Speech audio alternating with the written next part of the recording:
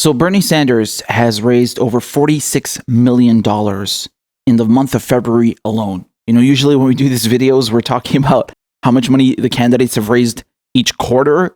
No. Let me repeat that for you. Bernie Sanders has raised over $46 million in February alone.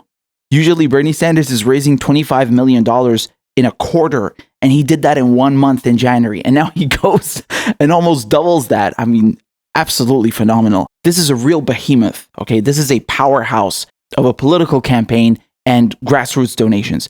So just to give you some more background info, we have an article here from the New York Times.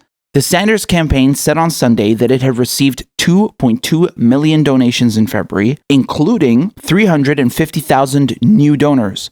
All told, the campaign has raised 167 million from 1.9 million individuals. The average donation his campaign received in February was $21, slightly higher than it has been for most of the campaign. His highest total of the month came on Saturday when he raised $4.5 million, the best fundraising day since he entered the race a year ago.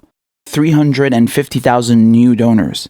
What does that mean? That means that Bernie Sanders' campaign is able to still grow. And this is very important because as a political campaign, as a political movement, you want to be attracting new people. Those numbers should be up like that. That's a very good thing. It never ceases to amaze, like how much Bernie Sanders just keeps growing. He just keeps smashing records over and over.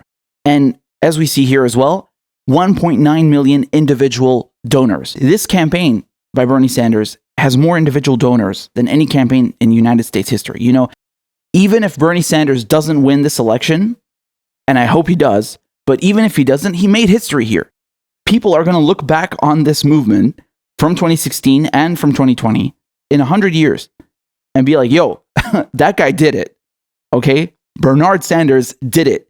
So we can actually run an election based on grassroots support and small dollar donations. Even in this race, you have other people trying to emulate him and appear as though they don't take corporate money and they're also running their campaign based on people power. But yeah, at the end of the day, it's all baloney. We know who the real McCoy is. Another thing here that you also need to take into account. I mean, this guy is competing against a behemoth like Hillary Clinton in 2016. And now he's still in the race. Look how many people have dropped out. We were started with 30 candidates. We're down to 7 now. Who's still at the top? I mean, not just in the race, but at the top. And all grassroots money. So this is proof you do not need to sell out as a politician. Don't let anyone ever tell you otherwise ever again. Because if you can do it in a United States presidential election, then you have no excuse in any other kind of race anywhere on the planet to ever take corporate money again. Nada. Okay? Because this is the Super Bowl of elections. If you can do it in this one, you can do it in any one. You can do it in local state house elections. You can do it in Senate elections. You can do it in other countries. You don't need corporate money. You don't. If your message resonates with people, if you represent working class people, they will fund your campaign. Okay? And I hope this becomes the model. This becomes the example of all future presidential campaigns. And as we've seen, it's already the case in local races as well. If you look at AOC, for example, she also prides herself in running a grassroots funded campaign. So this should be the norm. This is a great thing. And Bernie Sanders just keeps on smashing records. If you look throughout the race, and we covered this in previous videos, like the guy was killing it just over and over. You thought he did something impressive in 2016? Just look at this race, right? So he hit 1 million individual donors faster than any candidate in history, even Barack Obama, even Hillary Clinton. And every quarter that we've seen, Q2, Q3, Q4 of 2019, he consistently comes out at the top of the pack. And by a wide margin too. These candidates are just, they're getting exhausted just trying to keep up with Bernie. You feel me?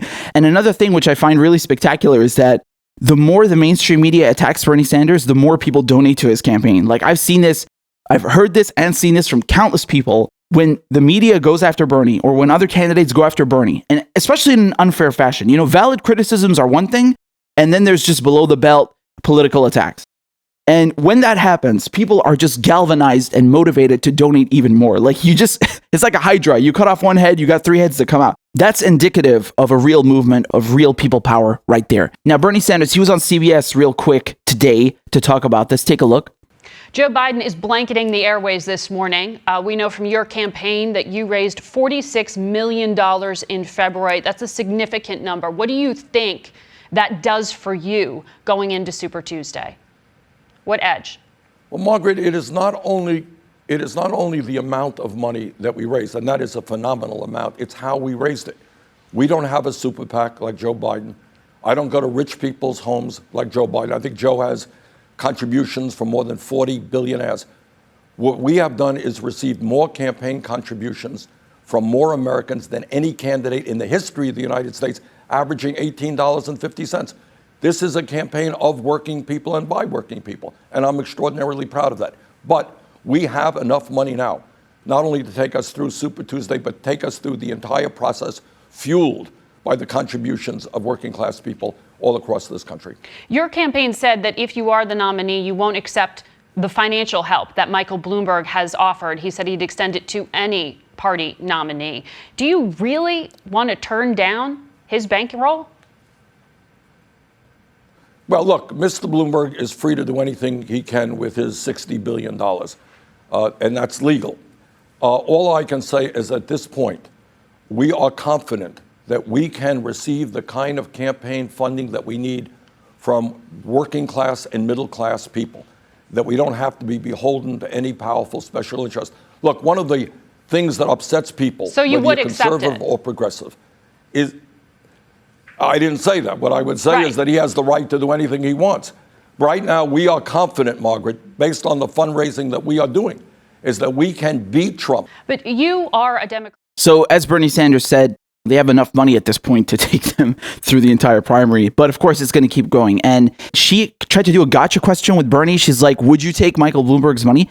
I'll be honest, I was expecting Bernie Sanders to straight up say, no, I will never take Michael Bloomberg's money. So I don't know what that was about. Bernie Sanders is right. You know, Michael Bloomberg, of course, he has the right to do whatever he wants because the campaign finance laws are corrupted and you can pour unscrupulous amounts of money into an election. Corporations can also do that. Special interests can also do that.